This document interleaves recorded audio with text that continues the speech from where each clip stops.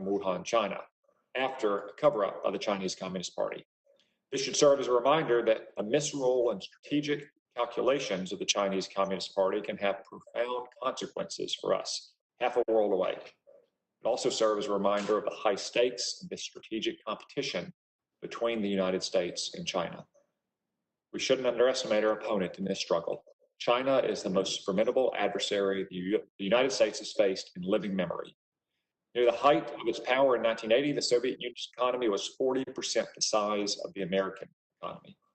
In 1943, the combined economies of our enemies, Nazi Germany and Imperial Japan, were also 40% the size of the American economy. Today, China's economy is 2/3 the size of our economy. So China is richer than any adversary we've faced. It's also far more entangled with us economically, as we were reminded in the early days of this pandemic. We rely on China for the manufacture of many important goods, from the medicines in our cupboards to the electronics in our cell phones. This reflects not only the decline in our industrial capacity and the failure of decades of naive engagement, but also the Chinese Communist Party's grand ambitions, which Chairman Xi describes as nothing less than the great rejuvenation of the Chinese nation. Beijing is investing hundreds of billions of dollars to develop technologies it believes are key to the future, not just airplanes and automobiles, but frontier technologies like semiconductors, artificial intelligence, and quantum computing. The task we face is to preserve and in some cases rebuild America's position as the technological and economic leader of the world, and to end our compromising dependence on China for essential goods. The Senate is scheduled to vote today on one such measure, a bipartisan bill I led to strengthen the semiconductor industry. We passed it with an overwhelming majority as an amendment yesterday, and I believe it will pass finally today. But there's much more that's left to do. That's the purpose of this hearing. Finally, I want to note for the benefit of our witnesses and audience that the Economic Policy Subcommittee majority is preparing a report that addresses this very issue, which will include concrete proposals about how to compete with and beat China. Your testimony will help inform our report, which will likely be released later this year. So thank you again for serving as witnesses. I look forward to your testimony, and I would like to remind all witnesses and members of a few important technical details for this hearing. For members, please make sure to turn on your camera when you are ready and able to speak. If you do not turn on your camera, I will assume that you are away from your desk and not able to speak at that moment. For both members and our witnesses, please remember to mute yourself when you're not speaking. If there's background noise, it will cause the central camera to change to you even if you're not talking. Finally, I want to remind everyone that all 25 members of the committee are welcome to join and ask questions today, even if they are not members of our subcommittee. Senator Cortez Masto, I turn over to you. Thank you, Senator Cotton. Thank you so much. And I appreciate the collaborative relationship we have with your staff in putting this hearing together. You know, today's hearing gives us an opportunity to discuss how we ensure our economy is strong for all Americans and for future generations. I am pleased to see the panel here today and engage in this discussion. I know Dr. Lisa Cook has engaged in path-breaking economic research that has found it's not enough just to create the laws to support innovation. Patents, copyright courts, government-funded research and development do not result in greater economic growth and prosperity for all if the government fails to provide the most basic protections to those facing disadvantage.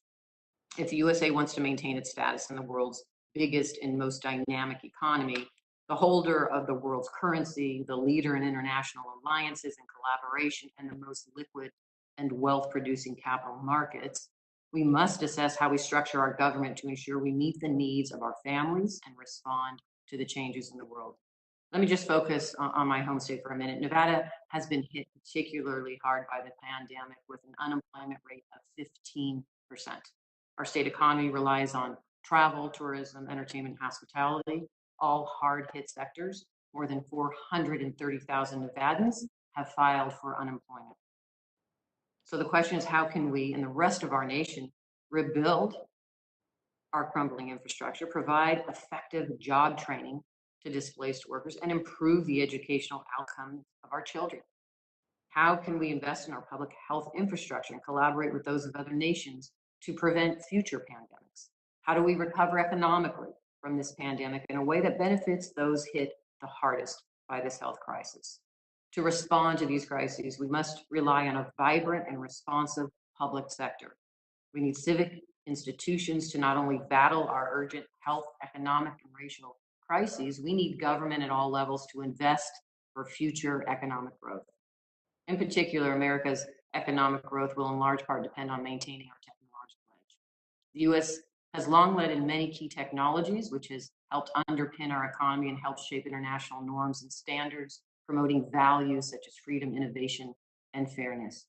To build a strong future economy, we must invest heavily in a range of key strategic technologies such as 5G wireless, artificial intelligence, and quantum computing. And we're holding this hearing in part because the US and Chinese economic competition over these technologies, who makes them, who owns them, who benefits from them, who exports them, and who determines the norms and standards users must adhere to, will define much of the century. Emerging technologies can improve societies, but we must ensure that guardrails govern their use, are designed to foster innovation and fairness, and that they protect minorities and the free flow of ideas. China is attempting to displace the United States as a leader in high-tech sectors, but China does not play by the same rules of the road. It subsidizes state-owned enterprises, it restricts market access, and steals US intellectual property. Moreover, by seeking to become a global leader in these technologies, China is also seeking to shape how they are used around the world by setting the standards. However, unlike the United States, which ensures international standards are consistent as a leader in high-tech democratic values, China has used new technologies such as AI to surveil and repress their own people, from the Uyghurs to Hong Kong's protesters. This is why I am pleased also to welcome Mr. Rasser, who is leading pivotal research into the competition between the United States and China in the area of technology. It is the vitality and creativity of our scientific research communities that will drive American innovation. And to ensure our future competitiveness, we must educate and prepare the workforce for the industries of the future. We are made stronger by investing in our people, by investing in a just society, and by working with our allies and friends in a multilateral fashion. To be competitive in the long term, we must continue to invest in scientific research and development, which is the building block for the next generation of technology. In Nevada, we know that technology is an economic driver for our state. Our Innovation State Initiative was making progress prior to this pandemic. So I look forward to hearing from all of the witnesses, and I hope that today's discussion will help us progress a discussion of how we can improve the lives of every American, ensure we provide a better future for the next generation. So thank you for joining us. Thank you, Senator Cortez Masto. We will now go to the witnesses' opening statements. Your written statements will be admitted in their entirety to the record. We'll have opening statements for up to 5 minutes, and we'll start with Professor Walter Russell Mead. Hello, Senator Cotton, Senator Ranking Member. It's an honor to be in this hearing, and I thank you for inviting me. When we look at China today, I think we see a puzzle as well as a problem. That is, China, we thought for some time, Americans tended to think that China had moved beyond Marxism, that it was sort of nominally Marxist, but communist ideology was no longer a factor in Chinese thinking. And that really turns out not to be true. Today's China combines a Leninist party structure, state control, if not always ownership of the means of production, near totalitarian controls over society, a planned economy, an intolerant atheism, and a ruthless determination to hold on to power at all costs. That Beijing incorporates market mechanisms into its system is not new. Even Lenin introduced the new economic policy as a way to speed recovery from Russia's civil war. But the Chinese Communist Party, armed with information technology that lets it monitor and control economic activity on a scale Lenin could only dream of, has grafted market mechanisms onto a communist state structure with great success. American policy responses to this puzzling entity must take account of the geographical, ideological, and economic dimensions of the new China. None of it will be easy. Even in a competitive relationship, our goal cannot be to stop China's economic growth or to dictate the course of its political development. The United States has no desire and has no power to prevent more than 1 billion people from working toward a better life. Nevertheless, the U.S. relationship with a revisionist and possibly revolutionary neo-communist China can't simply be business as usual. Countries like China and Russia that claim they are actively seeking to undermine U.S. interests and counter U.S. values need to be taken at their word. U.S. diplomats and agents abroad must respond to attempts to extend hostile influence in strategically important countries and proactively defend American interests. When we come to economics, the United States can't simply treat trade as a purely economic question with a country like China. As Senator mentioned, distinctions between state-owned corporations and private business can't really be taken at face value. Chinese businesses and investors are under the thumb of central officials. Given the party's ambitions, other countries have no choice but to monitor Chinese investment and financial flows, to audit supply chains for key materials, and to eliminate strategic dependencies on China and to eschew the use of Chinese tech that threatens their telecom and infrastructure security. China's attempts to achieve technological supremacy through theft and illegal behavior are not, again, purely economic questions. They are security questions and need to be addressed with that degree of urgency. The steady military buildup of Beijing has implications for the U.S. defense budget, and the United States needs to scale up its efforts to secure primacy on land, at sea, in the air, in cyber, and in space. This, again, is not simply a matter of defense spending. It's a matter of investment in technology. It requires a very broad whole-of-government approach. Developing the right policies for this new situation is a difficult but necessary task. It represents a significant commitment of American resources. It will require bipartisan cooperation. This subcommittee hearing is certainly an excellent example of that. But at the end of the day, Beijing cannot be allowed to dictate its terms of engagement with a global system to which it is fundamentally hostile. Thank you. Thank you, Professor Mead. We'll turn now to Giancarlo. Thank you, Chairman. Thank you, Ranking Member and Senators. It's an honor to be with you. As a former market regulator, I think a lot about how to strengthen the global competitiveness of U.S. financial markets and our overall economy. And I believe there are many steps we can take. But perhaps there is one that is more important than the others, and that is upgrading our own national currency, the US dollar, into a modern, programmable instrument for a new digital 21st century. Let me begin with 3 observations from my public service. First, we know that most of, lost my testimony here. We know that much of America's physical infrastructure, its bridges and its tunnels and its airports and mass transit systems, have been allowed to age and deteriorate and become obsolete. Well, sadly, the same is true about much of our financial infrastructure. Systems for payment and settlement, shareholder and proxy voting, and investor access and disclosure that were global models in the 20th century are falling behind the times in the 21st. And nothing reveals the limits of our existing financial system more clearly than the tens of millions of Americans having to wait a month or more to receive COVID relief payments by paper check.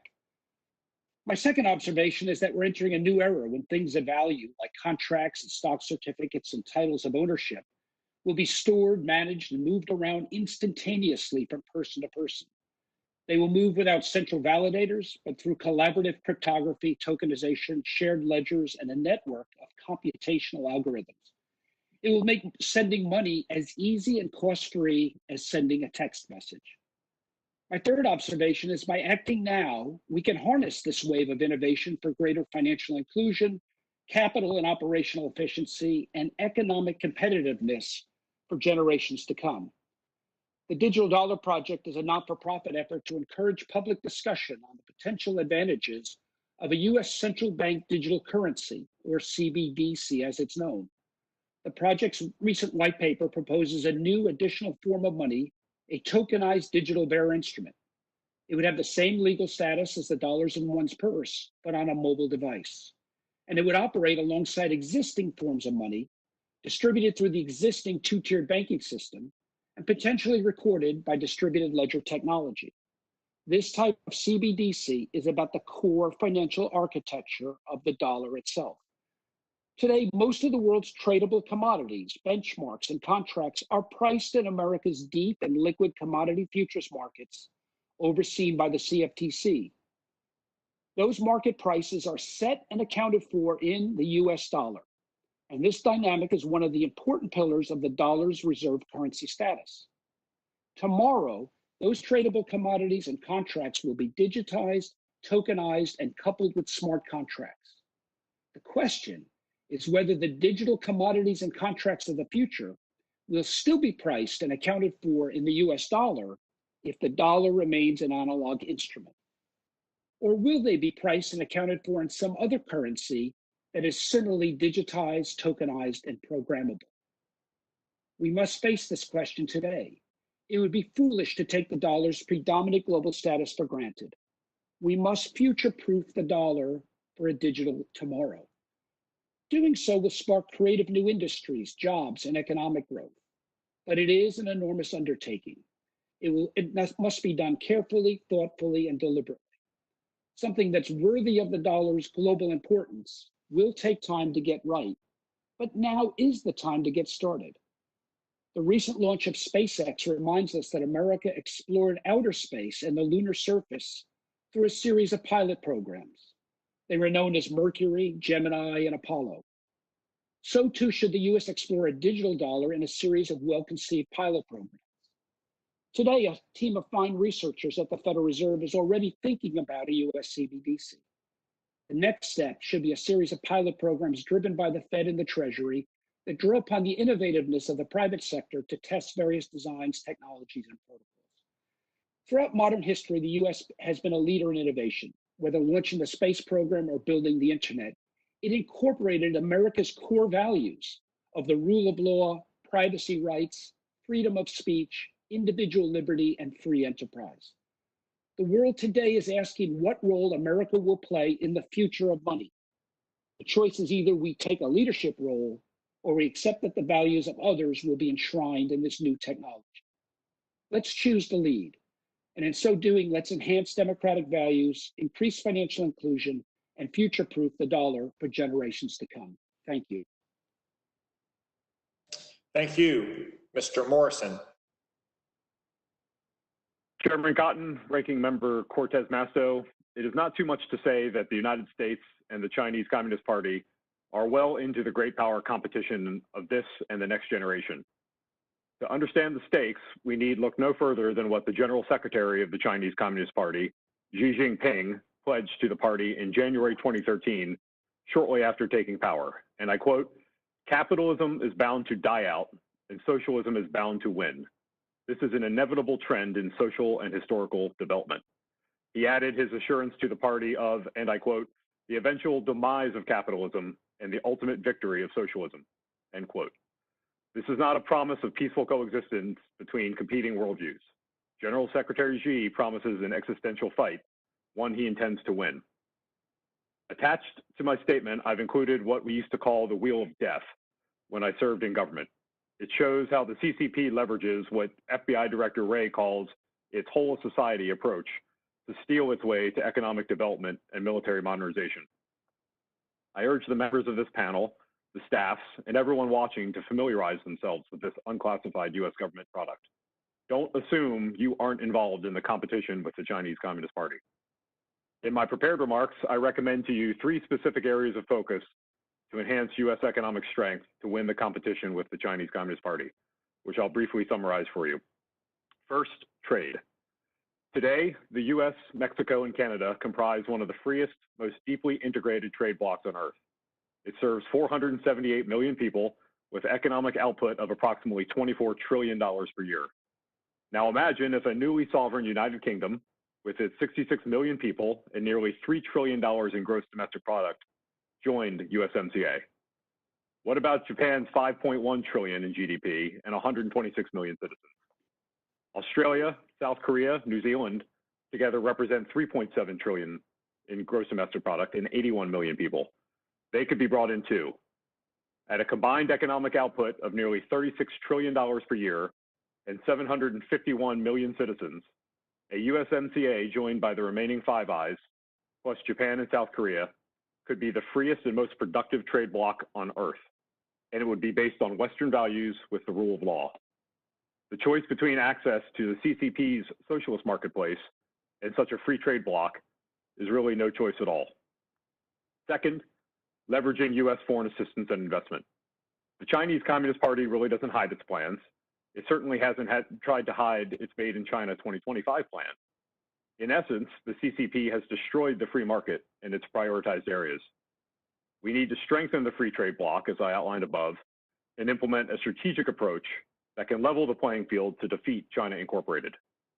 And we have tools. We have lots and lots of tools. For example, and this is not an exhaustive list, the Export-Import Bank, the Development Finance Corporation, USAID, the Millennium Challenge Corporation, and many, many others. In essence, the United States already has what amounts to a $200 billion sovereign wealth fund.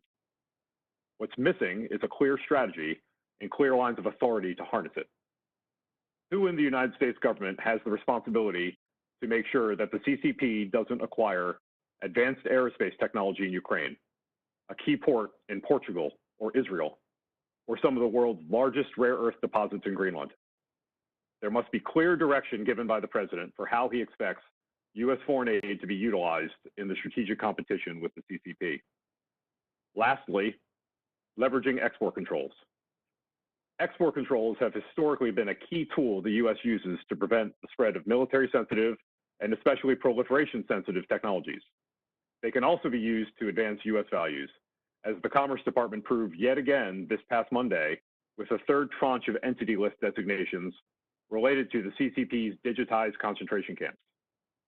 But the United States may also reach a point with export controls where it creates an incentive to offshore technology and production to put activity outside the reach of our export controls and other tools. Secretary Ross should be commended for his 100% commitment to the China competition. That said, it's time for additional agencies with their authorities to come to the table. Additionally, policymakers should consider whether it continues to make sense to split responsibility for the administration of export controls between the Department of Commerce and the Department of State. Such separation adds complexity for exporters and creates gaps through which our adversaries can seek to acquire our technology. Mr. Chairman, Ranking Member, members of the subcommittee, when we confronted the last strategic great power rivalry, we managed to make this a bipartisan fight. Teamed up were national security hawks and human rights doves, Wall Street and labor, churches and intellectuals. So it must be this time around as well. Thank you. Thank you. Dr. Cook.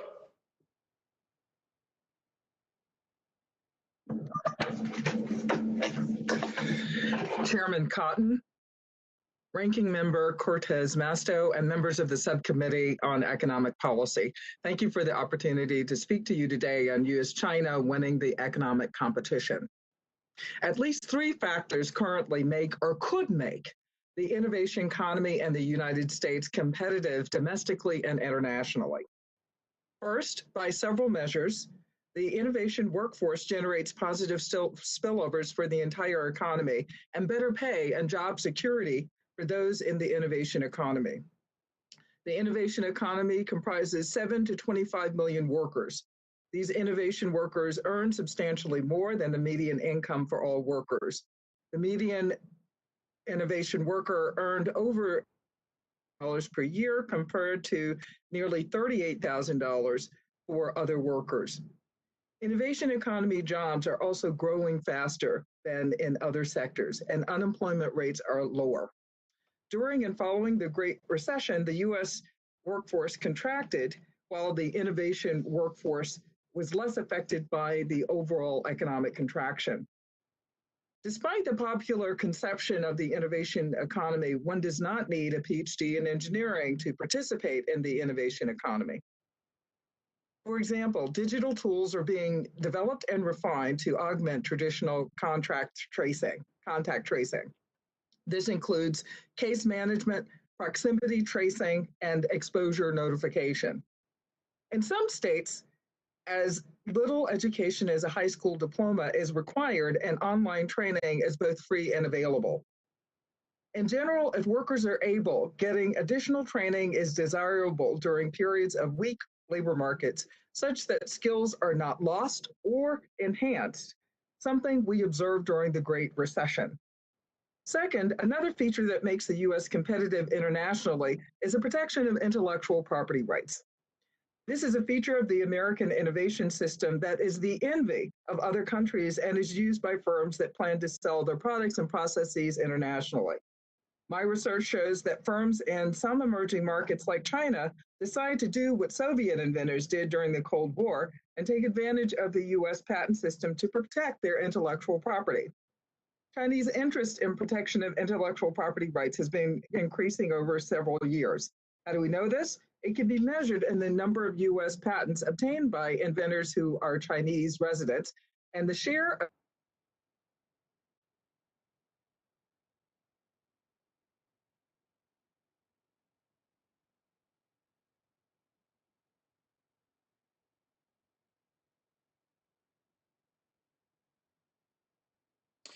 We are apparently having connectivity issues with Dr. Cook. So for the moment, why don't we move to Mr. Rasser? We will work on Dr. Cook's connection and hopefully have the conclusion of her opening statement once she is back online. Mr. Rasser. Great, thank you. Chairman Cotton, Ranking Member Cortez Masto, distinguished members of the subcommittee, thank you for the opportunity to testify today on how to win the economic competition with China. This contest of economic power is rooted in technological advances. U.S. economic security is entrenched in American technological leadership. Today, that leadership is at risk. Preserving it requires renewed investments in R&D and human capital. It means addressing illicit tech transfer, which costs the U.S. economy hundreds of billions of dollars. The United States must also protect its competitiveness by controlling exports and securing supply chains. While the United States can do a lot on its own, it can do much more with its unmatched network of allies. The stakes are high: long-term economic security, technological competitiveness, critical infrastructure integrity. A multinational approach to technology policy should be a cornerstone of the U.S. strategy to outcompete China. Working with allies, the United States can develop and execute a full strategy to build a technology future where the most innovative and dynamic companies succeed, not those swaddled by mercantilist industrial policies. A future that promotes and protects democratic norms and principles, not one that erodes our freedoms or threatens our values. So what would this look like? Let me touch on two examples of fundamental importance to the economic competition with China: 5G and semiconductors. 5G networks will be essential to and inseparable from all we do. 5G will enable a transformation of global infrastructure. Getting 5G right is all the more urgent. We all know the risks Huawei poses to U.S. national security and that of its allies. The United States has a chance to introduce a paradigm shift in the communications industry.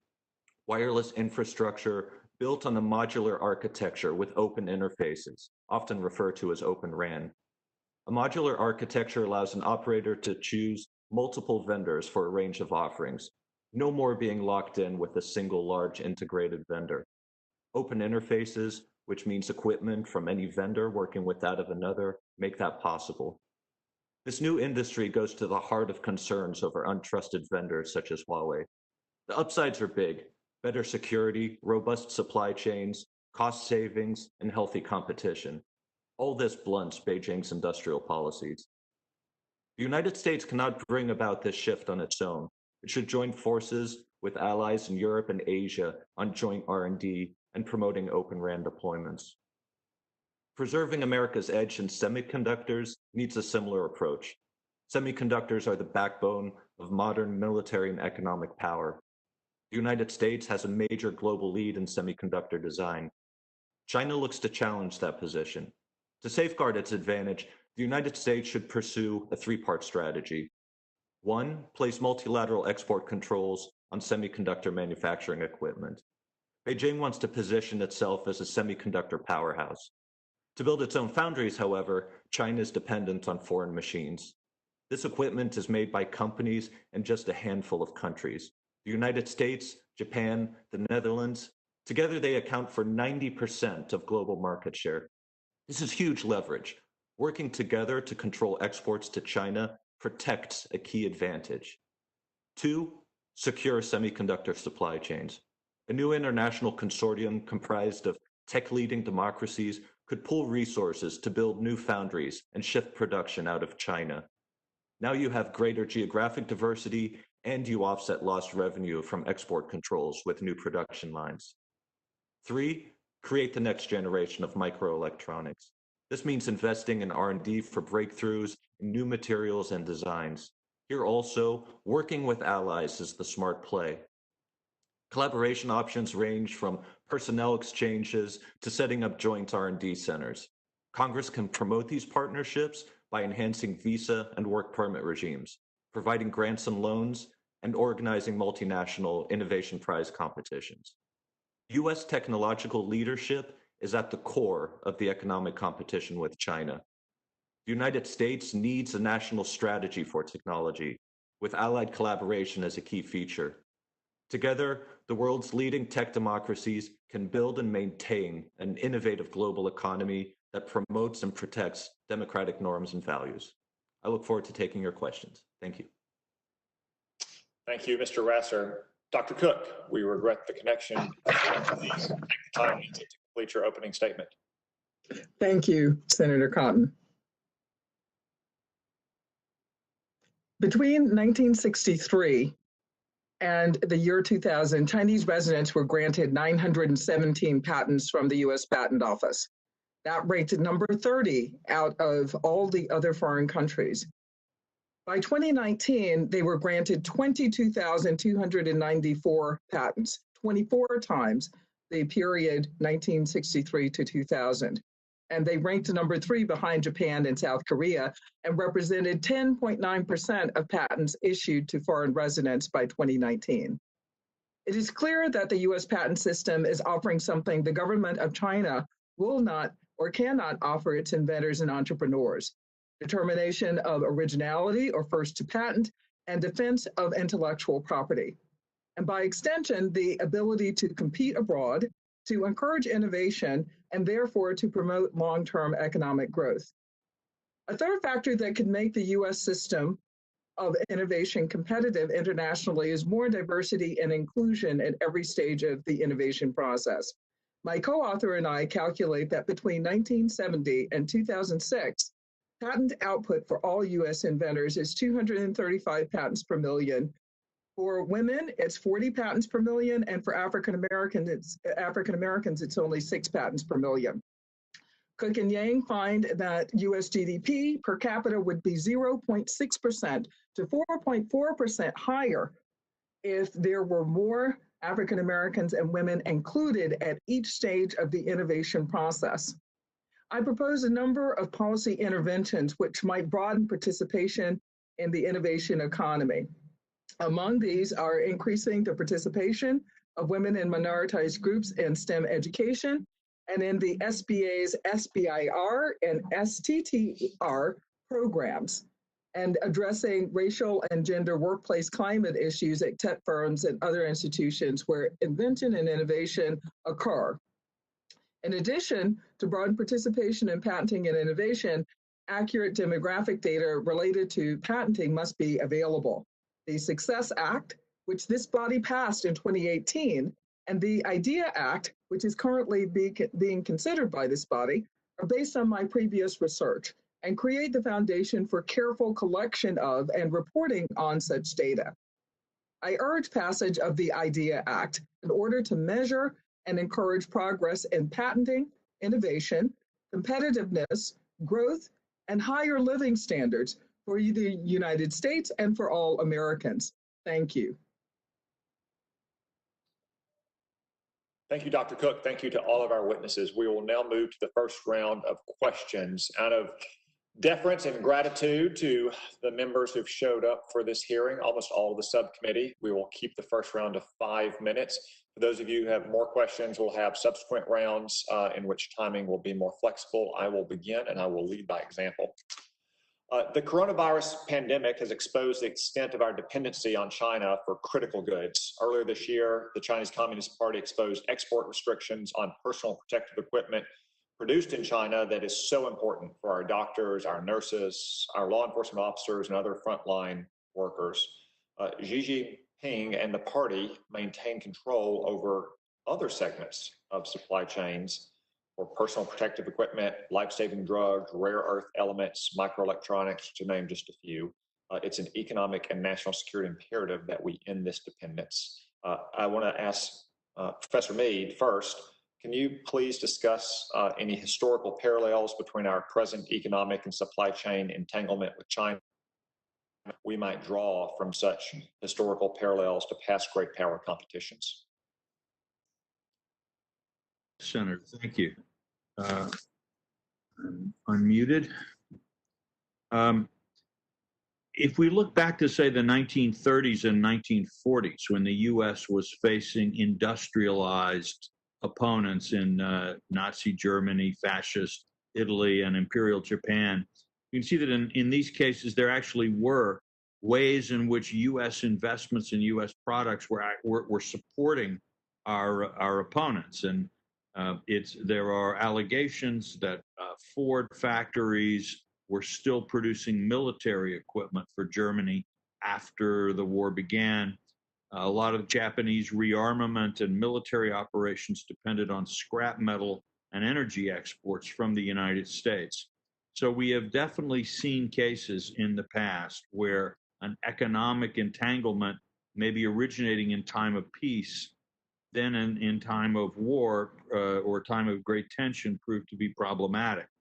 The Soviet Union was less of an example of this because the Soviet Union was not entangled in the supply chains of the Western world the way China has become. And I think our problem here is that we have assumed that trade was simply an economic question with China. It seems to me that is not the case. It is political, it is security related, and we need to re-examine the relationship with that in mind.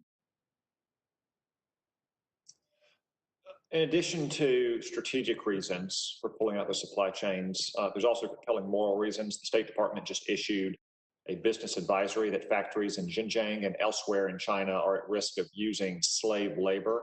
The Chinese Communist Party is known to use slave labor to manufacture goods. Mr. Mead, do you have any thoughts on how we can convince or maybe compel U.S. business leaders to move those supply chains out of China, not only for our strategic calculations, but also for these moral considerations? Well, you're right that the moral issues are quite serious, and the evidence that is coming into light now about both the extent of the repression of minorities in China and the tactics being used really do require substantial response. I would say one thing that we should do is look at some of the examples that we've seen from the World War II era, where where Japanese companies and German companies have had to pay compensation for slave labor. I think we should make sure that there is we should construct a framework so that companies that are using slave labor can't get away with it and have to pay compensation and restitution, and that there is real liability to that. What that would do is it would ensure that corporations would police their own supply lines to a much greater extent, and this, I think, is something that we need to do. Additionally, identifying particular factories in China or industries where this kind of labor or these tactics are a greater concern could also be quite beneficial and important, and that's something the government can do. Thank you for that answer. I couldn't agree more that neither multinational corporations nor the Chinese Communist Party should be benefiting from slave labor. I have more questions on this topic, but to honor our 5-minute rule, I'm going to stop now and turn the questioning over to Senator Cortez Masto. Thank you. Thank you so far. This has been just an incredible conversation. Let me maybe just start, there's so much to it. Let me start with the emerging technologies because, and Mr. Rasser, let me start with you because I absolutely agree that 5G is a game changer. And whichever country has the ability to take the lead in this space is just going to benefit tremendously in the next century. So let me ask you, give me your thoughts on what we should be doing to develop 5G. There has been a conversation amongst us, and Senator Cruz and I believe that when we're looking at developing 5G, it should be a public-private partnership, and the private sector should be involved. There's been discussion that the government should take literally control over the growth of 5G in this country. Talk to me about what, not only best practices and how we should approach this, but two, if we do not approach this in the future, who's our biggest competitor in this space? And when would they overcome us in addressing and taking on the lead when it comes to 5G? Thank you, Senator. Yeah, as you mentioned, the 5G question is critical. A lot of the options that are being discussed now, such as building a U.S. national champion or perhaps taking an equity stake in a company like Nokia or Ericsson, I see that more as just nibbling at the edges of the problem, because what we're still doing then is perpetuating a very inefficient industry. Right now, we're facing an oligopoly dominated by 4 companies, and that still plays into Huawei's game, where Chinese industrial policies can still create an unlevel playing field, which makes it very difficult and very expensive for any US-backed company to compete. That's why I'm advocating for a whole new approach, which is really promoting open architecture, open RAN as the way forward. This creates a much more competitive industry, and one where primarily US companies are already very strong. And by creating new entrants into the market, you diversify the supply chains, you create healthy competition. And particularly, this is an area where Huawei in particular isn't very well placed to compete. The barriers to entry for software are quite low, which will encourage a lot of new companies to come in. And Huawei, as we know, is particularly bad at software development. So the whole compelling reason that Huawei presents now for being the go-to source for 5G equipment goes away. But again, I do want to emphasize that in order to promote this shift in the industry, we do have to work with allies and partners on this, because so much of the 5G industry is focused in Europe and Asia right now. We have world-class companies here in the United States, such as Cisco and Qualcomm, for example, but it'll take a collective effort to really promote that effort. Thank you. So let me open this up to the panel as well, because I know we have talked about this, and this is my concern. We've seen how China has literally subsidized, state-owned, subsidized a lot of what we've seen, Belt and Road Initiative, and so much that's happening. And to the extent that we invest in our research and development here in the United States, there's so much more that needs to be done. But let me ask you this: how, if at all, are global and regional development organizations, including the United Nations, the World Bank, the Asian Development Bank, and AIIB, financing and promoting China's One Belt, One Road goals? And in what ways, if any, do such activities support or undermine our interests? And I'll open it up to the panel. Does anybody have any thoughts around that, those concerns?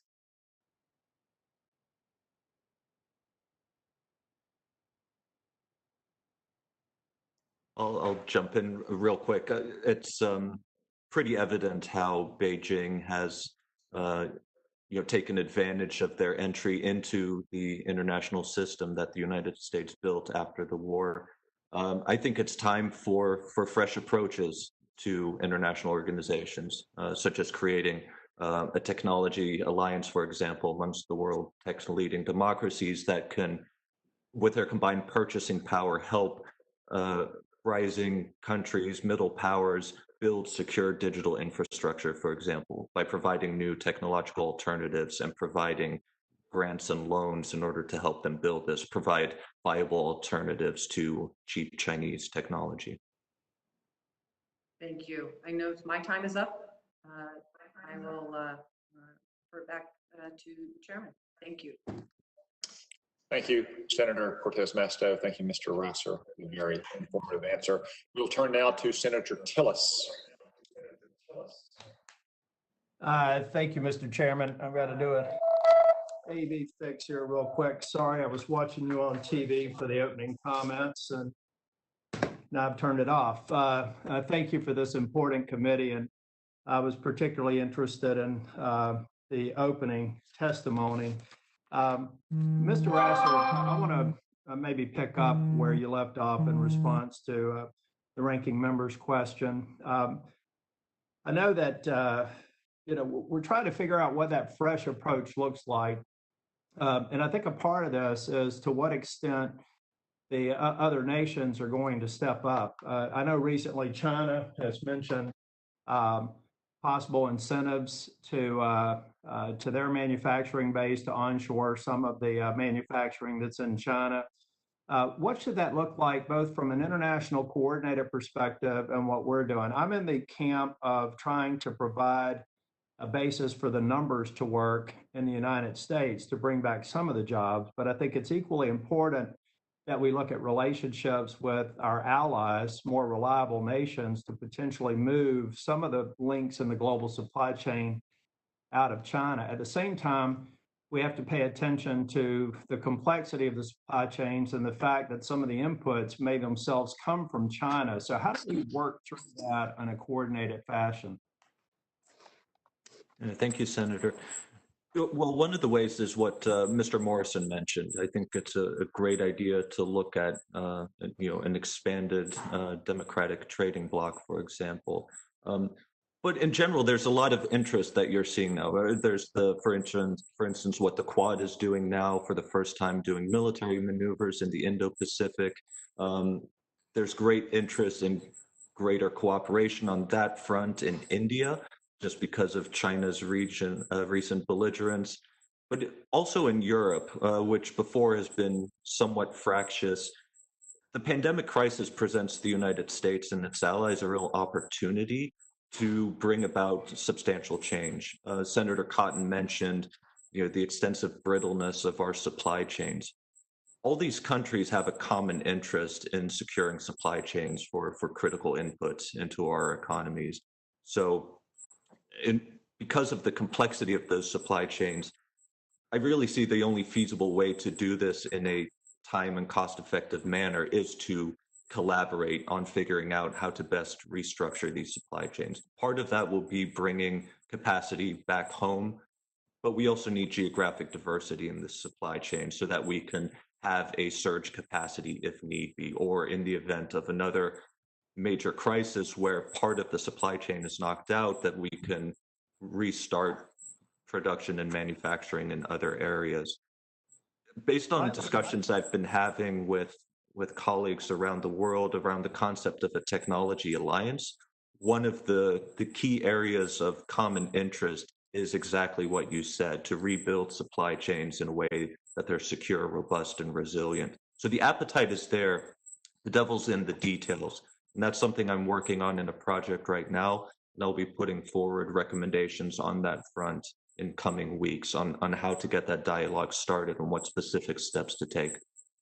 Yeah, well, it seems to me, and I want to get on to a question with Ms. Cook, but it seems to me that if we dust off the TPP and we advance discussions with TTIP, two trade agreements with Asia Pacific countries predominantly and Europe, that there should be a stream in there that really tries to focus on this onshoring and the kinds of agreements that you've talked about, particularly around technology. I hope that we can actually those back on the books. If not TPP in its original form, then a series of bilateral relationships with a number of jurisdictions in Asia Pacific that could also potentially be host for some of the links in the supply chain. Ms. Cook, in my remaining time, I love the way the chairman is managing time. I may stick on for another round. I just wanted to mention to you and to everyone here, I think intellectual property theft, if we don't have that concomitant with trying to accelerate R&D and more innovation in this country and with our allies, that we could be aiding and abetting a process where China steals our intellectual property. I've monitored this closely as the chairman of the Intellectual Property Subcommittee on Judiciary, and we've got to fix that leakage for innovation that allows them to catch up pretty quickly. It's very clear that China constantly steals our technology, puts something on the market that looks substantially similar. And Ms. Cook, I'm going to follow up with you on your points on diversity and innovation. I've held a subcommittee hearing on that subject, and I'm going to be very interested in getting your feedback. I think it's a priority for us to accelerate innovation. Thank you, Mr. Chair. Cook, would you like to address that? Did you want me to respond, Senator Cobbs? Go ahead. Okay, I was just going to say that I think you're exactly right, that China is taking advantage of our public good, the U.S. patent system.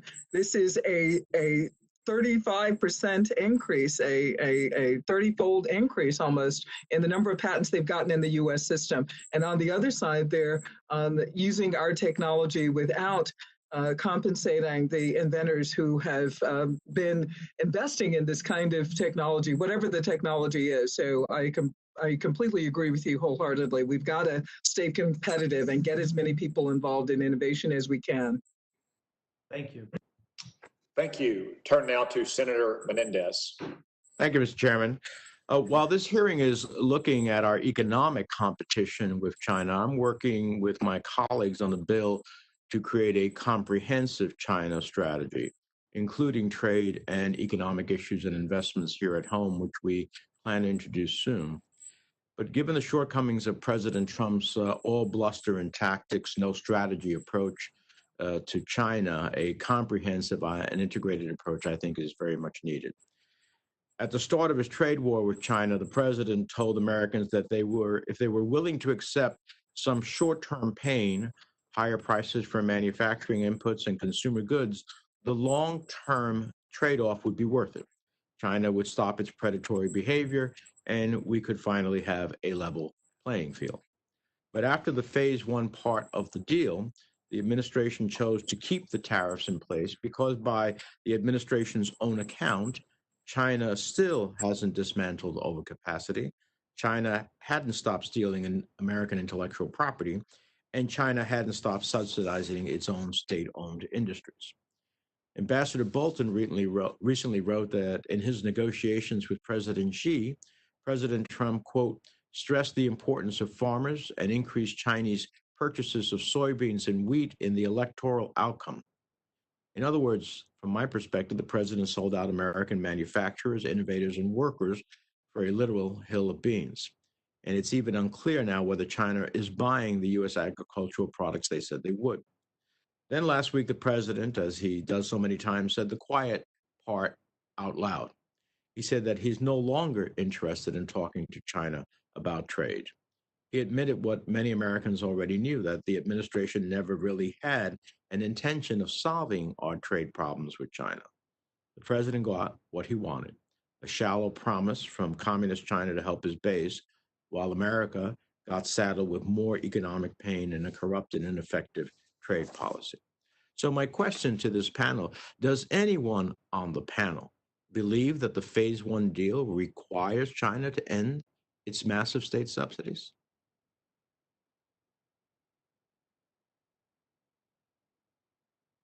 Do I take your silence as saying, no, you don't believe so? Senator, if I could briefly speak. It's a good question. I think one response to that would be that China has built its entire economic system on a foundation of subsidies, control, export promotion using dumping and other things. It's not going to make that change lightly. It's a difficult change. It's something that is likely to be a multi-year, multi-administration task. So my own sense would be we have a long way to go, and it's going to take a lot of deep thought and a bipartisan effort to really make those changes happen. Does the phase one deal do anything, again, opposed to the panel, to reduce Chinese overcapacity in steel and aluminum? I assume the silence means it doesn't. Does the phase one deal require China to end cyber attacks on U.S. companies or even the U.S. government? I think the answer to all of this is pretty clear. No. Mr. Giancarlo, I want to ask you about another flaw in the phase one deal. We know that China committed to buy a total of $32 billion worth of agricultural products by the end of 2021, but we don't know the specific breakdown of the purchase commitments from each individual product like rice, wheat, or soybeans. Now, when the deal was announced, USTR Ambassador Lighthizer said that those specific targets wouldn't be made public in order to prevent market manipulation. But here's the problem. The Chinese government does know those individual targets. And if they wanted to, they could use that information to distort or even profit off movements in our agricultural markets. Do you acknowledge, or I should say to your knowledge, does the phase one deal include anything to prevent China from using this non-public information to manipulate U.S. commodity markets? I don't have information on that specifically, Senator. During my tenure at the CFTC, though, we were not aware of overt efforts to manipulate markets by China. Would you recommend that the administration share the full details of the phase one deal with the CFTC and SEC so those agencies can police potential market manipulation that could come from the China phase one deal? Again, during my time, there was good information sharing, but I can't speak to whether that specific information was yeah, my question was, would you suggest, in the absence, let's assume there isn't any sharing, would you suggest that they do that? Yes, I think that information sharing amongst agencies is critically important so that each individual agency can fulfill the mission it's been assigned to do. Thank you, Mr. Chairman. I have other questions. I'll wait for the second round. Thank you. Senator Kennedy. Thank you, Mr. Chairman, and I want to thank all the members of our panel today. I would like to offer up a proposition for each of our panelists to react to. I'll take about a minute to do so, if each of you would, please. And here is the proposition. Our goal should be a China that has a vested interest in a stable world order. In order to achieve that,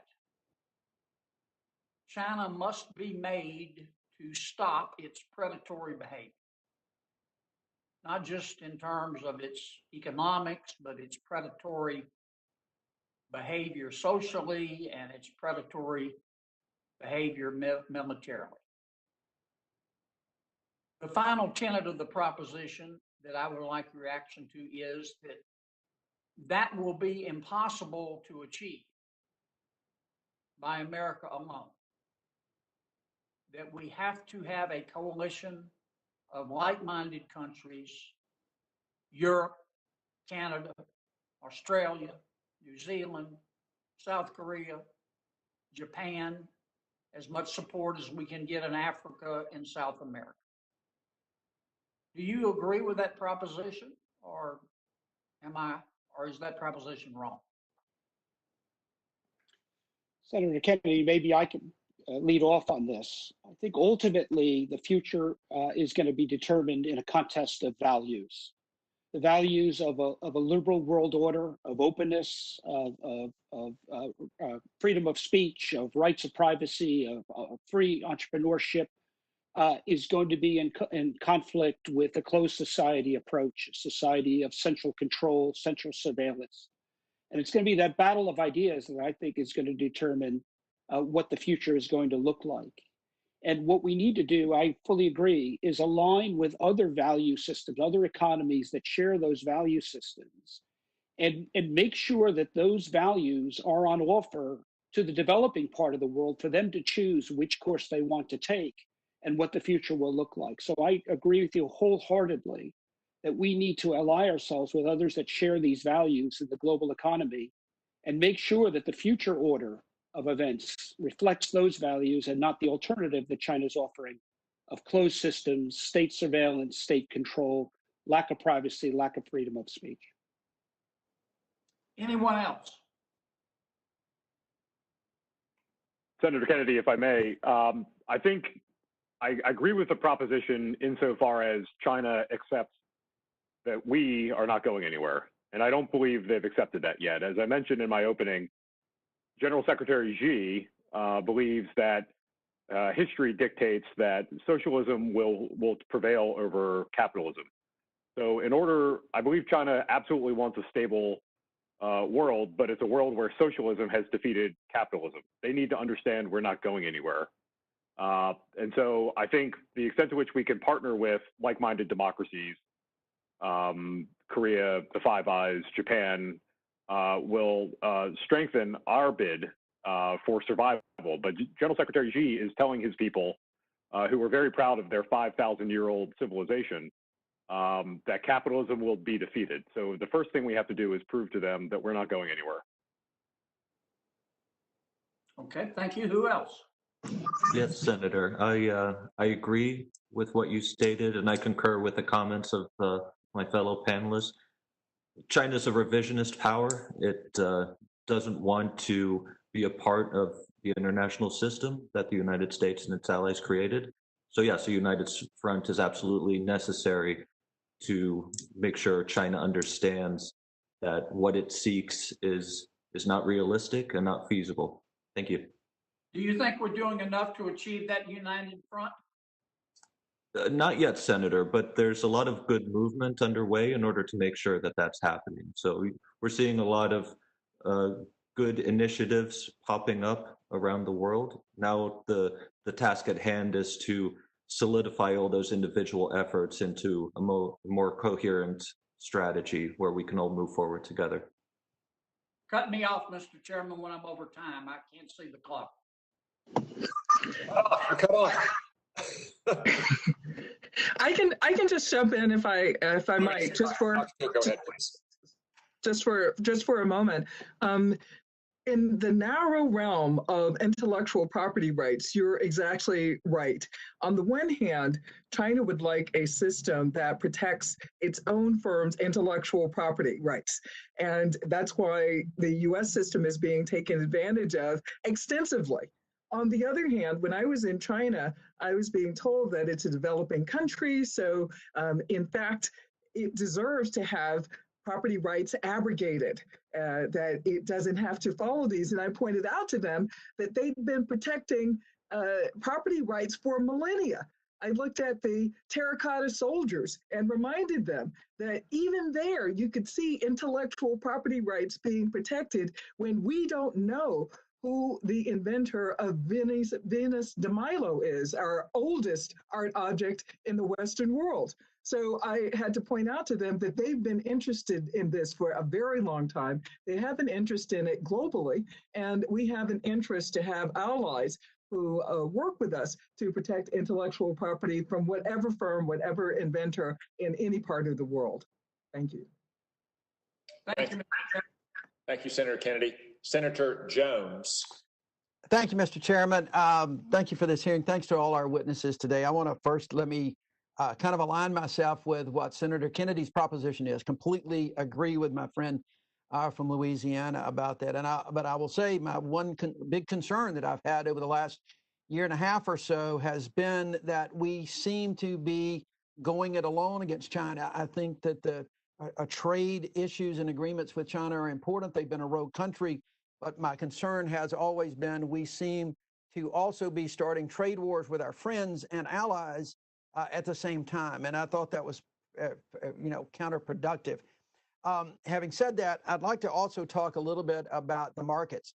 And we talk a lot about technology and semiconductors and all of those things. And I appreciate Senator Cotton's work on the semiconductor issue. I was also a part of that, the bills that I'm so pleased that we'll get in the NDAA. But closer to home, I want to talk about healthcare manufacturing. You know, when this pandemic started a few months ago, the images of doctors and nurses who were having to wear garbage bags and makeshift PPE and reuse masks and do those things really struck me that we had a real serious problem with healthcare manufacturing in this country. I wrote a letter to our governor asking that she provide state incentives to try to bring some of that back to Alabama. We used to have a huge textile manufacturing segment in Alabama. And I've introduced the Build Healthcare Equipment in America that would give some tax incentives to kind of repurpose some existing structures that have been abandoned from businesses, or either to start up new ones. And I'd like to ask, you know, is that the kind of efforts we need? Because I really believe certainly that we can, on a bigger scale, look at a lot of different things to try to bring jobs back. But healthcare manufacturing, those masks, the PPE, the ventilators, those kind of things, that's not something that is going away. And in fact, I think it's something that this country is going to be using in greater and greater numbers, even as this pandemic slides down, hopefully within the next few months. Could, Dr. Cook, could you address that a little bit about what we need to do to try to bring these kind of manufacturing for issues like these, what would normally be like a little bit lower paying job than these high tech jobs, but bring those back to this country? What can we do to ensure that that happens? I think you're exactly right. We've got to diversify the supply chain, that we've been caught out as we are with respect to healthcare manufacturing, as well as other types of manufacturing, even simple manufacturing. I think that we really need to think more about this. And as you know, since I'm sitting in the middle of Manufacturing Central in Michigan, that the infrastructure is still here, and that we can still do this if we thought broadly about how that could be done. Absolutely. This was a national security priority. It's a national health priority. I agree with you.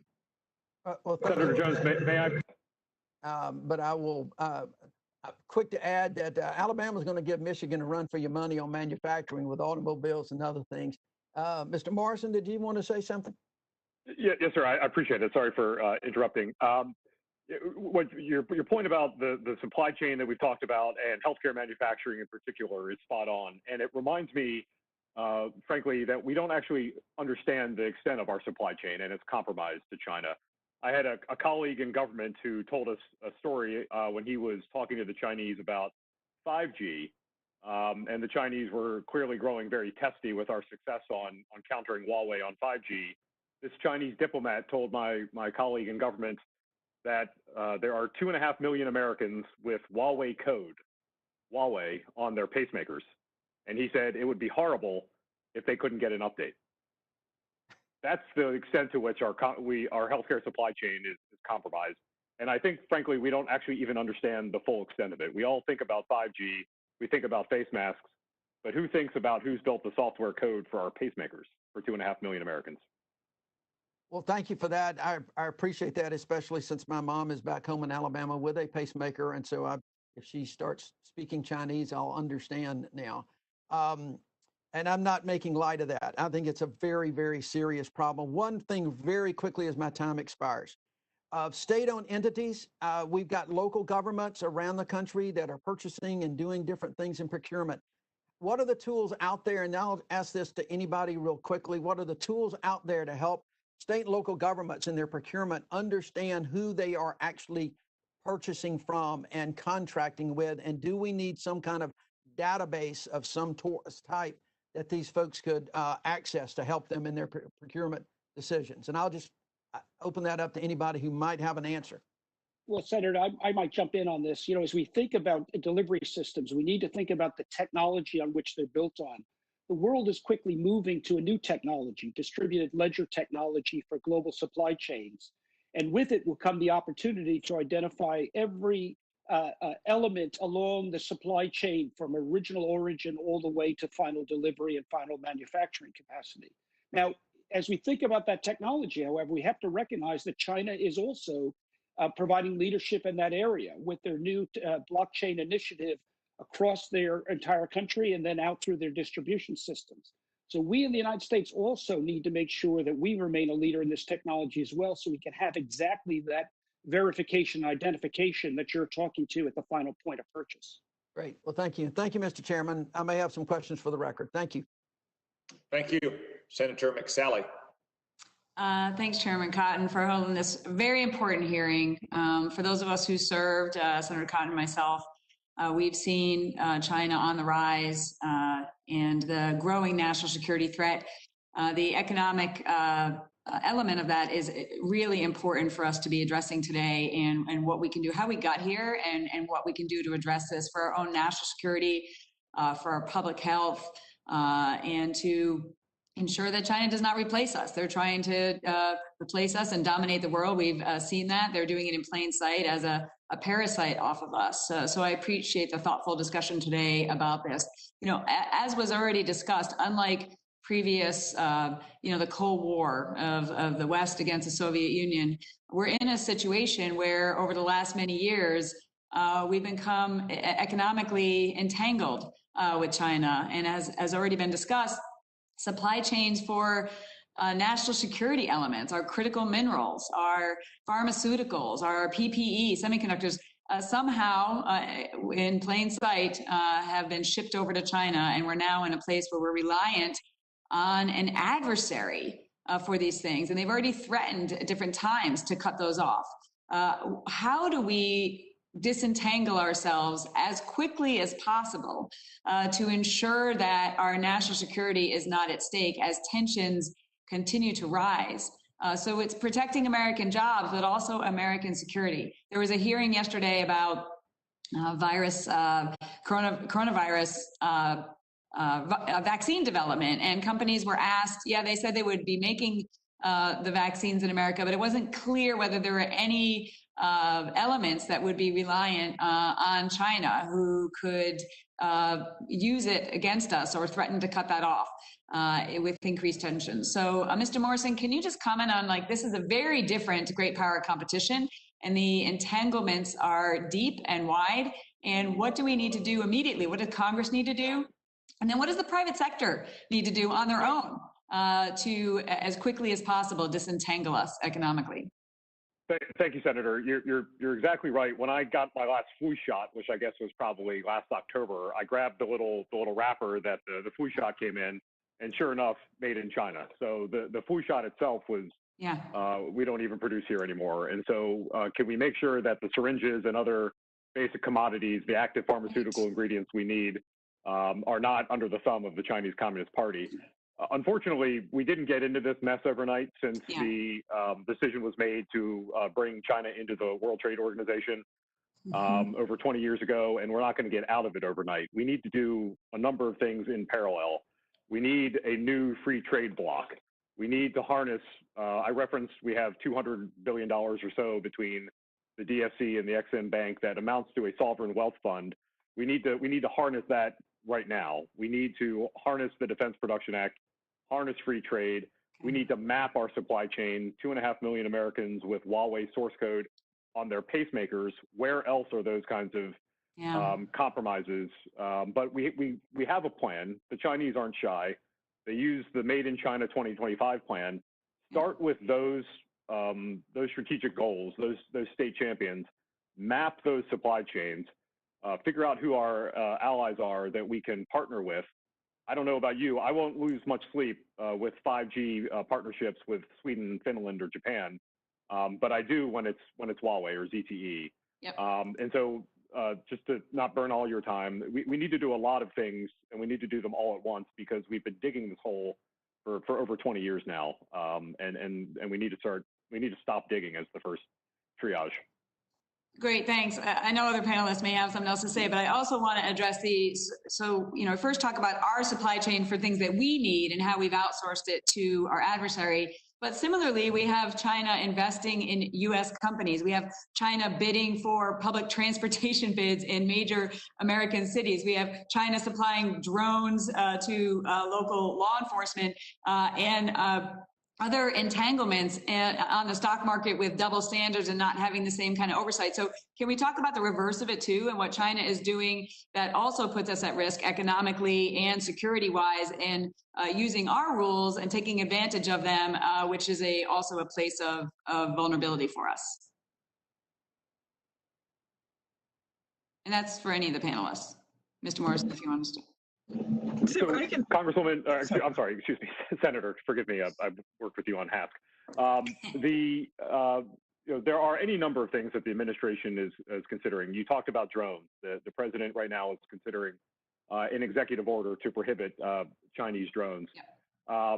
There's a 2013 MOU with China that allows for Chinese companies to benefit from access to our equity markets and not have to comply with basic standards that American, European, Japanese companies. That needs to be torn up post-haste. I think there are any number of things that are actively being considered where Congress and the oversight from this body, from this panel, from this body, and the other body can help to shed light on where China is trying to compromise our freedoms and our transparency, but don't reciprocate in any measure on their own domestic market. Great, thanks. I think I'm over my time. If anyone other panelists wants to jump in, I know the chairman wants to keep good time here. Just very quickly, China's whole premise is based upon technological superiority going out into this new century. We need to make sure that our technological capabilities, which have proven themselves to be over time, can continue to develop, and we need leadership at the highest level in many areas. There's some very good work coming out of some of the financial regulators here in the US, but perhaps greater coordination and some instructions from Congress would be helpful to further our own ability to keep pace technologically, certainly in the financial technology area. Great, thanks. I'm way over my time. I'll wait for another round, but thank you, Mr. Chairman. Thank you, Senator McSally. I believe that everyone has had a chance to answer questions in the first round. Unless I'm mistaken, we'll move to the second, and I will start that round by speaking directly to Mr. Giancarlo's opening statements about the digitized dollar. This is a somewhat technical line of questioning, but very important, as he outlined in his opening statement.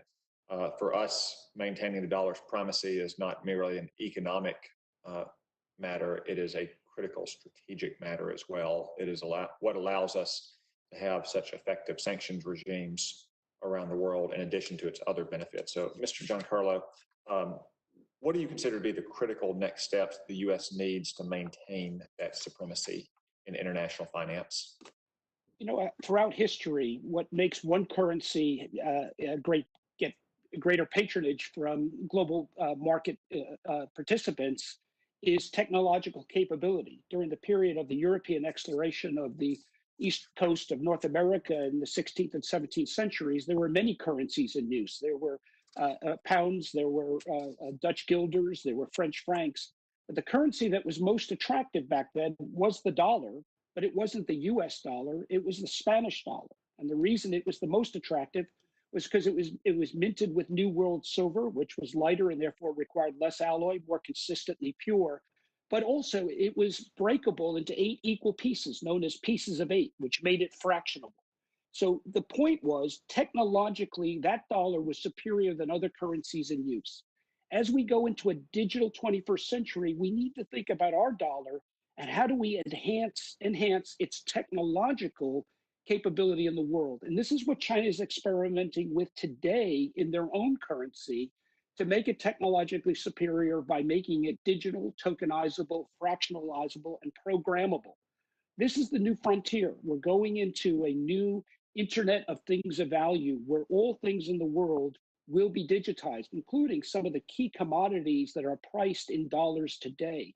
And we have to ask ourselves, as soybeans, as cotton, as copper, as energy products themselves become digitized and programmable, how long can the dollar remain the world's reserve currency if we don't also modernize it itself and make it tokenizable and ultimately programmable? And that's why what we propose is a series of pilot programs to start experimenting with our own dollar to make it fit for purpose, future-proof, you might say, in a digital environment in a digital century. That's what China's doing. That's what central banks around the world are doing. And the United States, unfortunately, has been a little bit late to this experimentation. But that doesn't mean we lose this, because ultimately the winner is not who's first. The winner what economy gets their values: free enterprise, freedom of speech, a liberal world order built into their currency. I believe that's what's made the dollar strong for the last 80 years. And as we look at this new century, that's what we need to do to make it strong for the century to come. You talked about the need for pilot projects at Treasury and the Federal Reserve. What kinds of pilots are you envisioning, and how long do you think they might last? So there's a lot of elements. The dollar is so important in the global economy. We can't just overnight fiddle with it and make changes. We've got to do that in the same way we explored space, through a series of deliberate pilot programs, with each one building on the one before. For what do we learn? We need to examine the issue of privacy, which is so important to the cash dollar, to the account-based dollar. It needs to be equally important to a digital dollar. We need to look at financial inclusion, which is critically important. And we have communities today that are definitely underserved by the accounts-based system. We need to see how a digital dollar can do a better job of providing on-ramps into financial inclusion for those communities. We need to look at underserved areas that are underserved by banks and how we can use a digital dollar to serve them. We need to look at wholesale payments, and we need to look at international payments. There's so many elements of this, but if we get started in a series of well-crafted pilot programs involving, as we've always done in the United States, the private sector and the public sector working together, we could do discrete programs in, say, one Fed regional area that's focused on rural issues. We could do another one in another area focused on inner city issues. We could do another program looking at global remittances. There's so much that we need to look at. We could gather that information on that, and we can build something that would be durable and long-lasting. Thank you, Mr. Giancarlo. Professor Mead, someone who wrote a very fine book called God and Gold. What are your thoughts on this new frontier in the role of currency in international relations?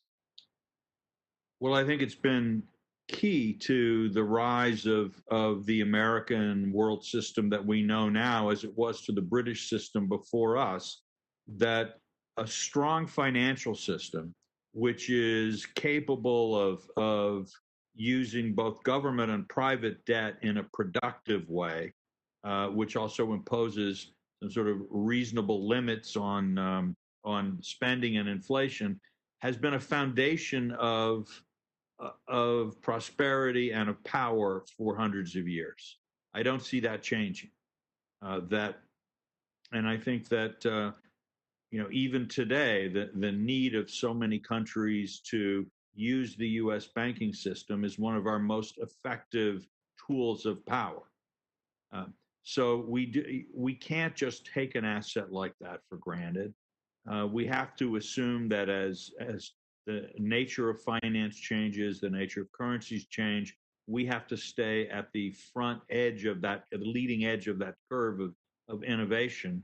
So I think we do need to be thinking actively about how the dollar can be a fundamental building block for economic activity in this time of the information revolution. Thank you both. Senator Cortez Masto. Thank you. Thank you all so much for this really enlightening, engaging conversation. But let me pull it back to the workforce because I think this is key. And Dr. Cook, the introduction about the innovation economy is going to create innovation jobs that are higher paying. It will create more opportunities for jobs in the future. You don't need a PhD, but you also have done a lot of research in how important it is to diversify that workforce and how social conditions have an impact on that innovation or invention and economic growth. Can you talk a little bit more about that? Why is that diversity important? It's important because we could reap the benefits of higher living standards from having more women and African Americans. So those are the focus of my research. So I'm not saying other types of diversity, but I'm just saying that that's been my narrow focus. We're losing out on 0.6% to 4.4% higher GDP per capita by not including more women and minorities in invention and innovation at every stage. So that's the stage of education and training, the stage of actually inventing, working in labs, also in the process of IPOs and being entrepreneurs. We're missing out on all that talent. An analogy that has often been used in Washington is we're proceeding with one hand behind our backs. And what we have been saying during this entire hearing is that we need to be more competitive. And this is one way to help us to be more competitive, is to bring more people into the workforce, not necessarily everybody with a PhD. I talked about people who could do contact tracing with just a high school degree and with online training. So I think that we have to be more focused on making sure that our workforce is more competitive. Thank you. And as part of that workforce and that innovation, having the best and the brightest, and does that include international students? And let me open this up to anyone who's interested in engaging this, but part of what I believe we are looking to do here is not only create the best and the brightest in our workforce, give everybody opportunities, but that innovation and that research. If we are going to look to work on a national strategy with our allies, does that mean that we shut the door to international students, or we include international students in as part of that research that's necessary for the innovation? I think that's absolutely necessary. And I think that my view and my research suggests that we need to augment the free flow of ideas as much as we can and make sure that we're the ones doing it. This is what every country depends on, including China. And they depend on us being the technological leader and coming up with these new ideas, coming up with an infinite number of new ideas. So we need to have as much of the free flow of information as we can. So that comes from minimizing workplace climate that is hostile, say, in tech industries, and then making sure that we have people from every sector, whether they're women or other minoritized groups in the tech industry and in other parts of the innovation economy. So I think cutting out international students is cutting our arms off in the process of doing this innovation. Thank you. And as part of the workforce, let me also kind of jump to an industry, mining. Nevada is a mining state. We have lithium mining. We started to do a little rare earth mining. I have watched over the years as China, smartly so, has cornered the market in rare earth mining. Let me ask you, for the panel in general, this type of mineral is important for our technology, right? Nevada right now has the only lithium mining that's going on in the country. Do you think there's an opportunity for us to start focusing on this type of mining in this country, bring it back, this manufacturing control, the supply chain for mining, particularly where it comes to rare earth minerals that's important for the technology that we're all talking about? And if we are to do that, how do we develop that strategy? Yeah, if I may, Senator. Yeah, rare earth elements are critical, right? They're essential components for a lot of our consumer electronics, but more importantly for military systems, but also for electric vehicles, windmills. Fortunately, the United States has quite plentiful deposits of rare earth elements. But yeah, to your point, China's cornered the market, not just in mining, but in particular for processing. Now, there's some good efforts underway in Texas and Colorado, for example, to open up new mines and rebuild processing facilities. But again, here, I think this is an area where partnering with a company like Japan, for example, or Denmark, because of the big deposits in Greenland, makes a lot of sense. certain elements, like the ones that are in the Greenland deposits, for example, are hard to find outside of China. These are the heavier rare earth elements. So it'd make a lot of sense for the United States to partner with Denmark on establishing environmentally sound mining and processing facilities in that part of the world. But the opportunity here in the United States is just tremendous.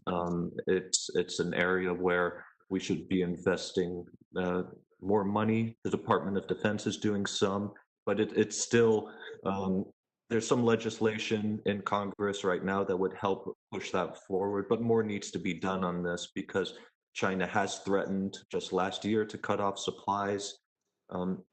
Beijing has shown that it's willing to ultimately really hit us where it hurts. And if they do cut us off from rare earth elements, it's going to make America's economic recovery post-pandemic extremely difficult and also put us at serious military risk as well.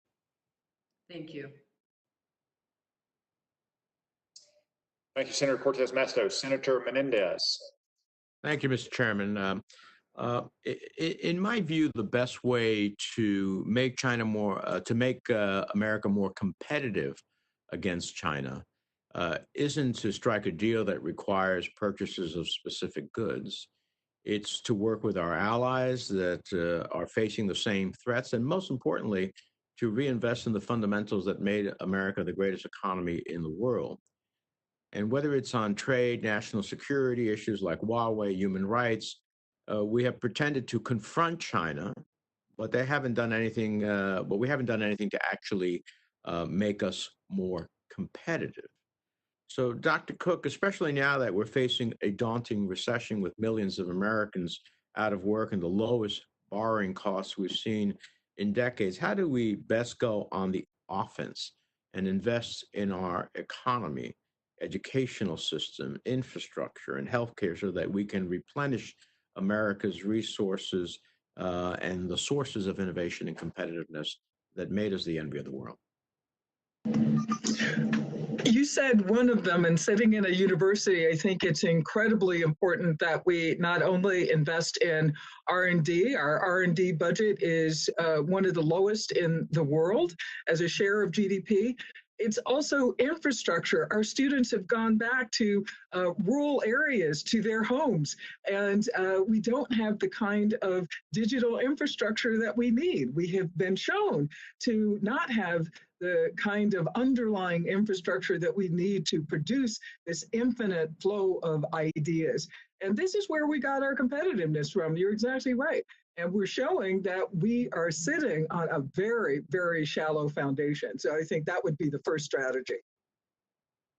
Thank you. Finally, in response to the COVID-19 outbreak, we've seen how the Chinese government leans on its relationships with domestic tech firms to track people's whereabouts. Individuals can have their social credit scores impacted by actions they take to help or hurt the fight against COVID. We've also seen how Chinese firms like Alipay and WeChat have used COVID as an excuse to expand surveillance capabilities, better integrate wide-ranging data sets to increase the sophistication of their surveillance, and thereby demonstrate their usefulness to the government. For example, according to the New York Times, visitors to office buildings, shopping malls, and metro transportation are now scanning QR codes using their phones, allowing the Chinese government to track their movements. So, Mr. Rasser, how should the U.S. government and U.S. companies approach this situation where the Chinese government is using a serious public health issue to potentially expand its censorship and surveillance reach? Should USTR, for example, or the Department of Commerce warn U.S. companies of the potential negative implications to privacy rights if they help China expand its surveillance? Is there a risk that U.S. companies in China wanting to do the right thing will cooperate, but then inadvertently strengthen China's censorship and surveillance regimes? Yes, absolutely, Senator. Part of the strategy should be to educate the American private sector on exactly what it is that the Chinese government is doing. But we also need to go beyond that and ensure that there's a very robust export control regime focused on end uses. Because right now it's still the case that some of the technologies being used in Xinjiang, for example, but also for the broader social credit system, there's American technology components in those devices that are being used to perpetuate that. And then the third component would be America taking a leading role in shaping the norms for how surveillance technologies are used worldwide. And to your point, this is really critical that we then also work with like-minded countries to make sure that the message is clear that this type of activity by Beijing is unacceptable, and that it's also very much unacceptable that Beijing is trying to export not just these technologies, but also how those technologies are used to other countries, because that's a direct threat to democracy and democratic institutions around the world, and we have to put an end to that. Thank you very much. Thank you for your insights, all of you. Thank you, Senator Menendez. I have just a few follow-up questions. First, in the category of direct foreign investment and the Committee on Foreign Investment in the United States. Mr. Morrison, the U.S. government recently released a list of Chinese military companies that are operating in the United States. These include the aircraft company AVIC, China Industry Shipbuilding Corporation, Huawei, and China Mobile, among others. Do you believe that we should bar these companies from doing business in the United States? Senator, absolutely. These are companies that are state-owned enterprises. They are fronts for the Chinese military. Not only should we bar them from operating in the United States, lobbyists who represent them in Washington should have to explain that. If you are a Chinese military company and you're a lobbyist, should you have to register under FARA and therefore record your dealings with the government on their behalf? If you are a U.S. company and having a joint venture with one of these companies, should you have to explain that to your shareholders as a material risk to their value because you are partnering with the Chinese military? There are a litany of things that the issuance of that report tees up that I hope the interagency is executing.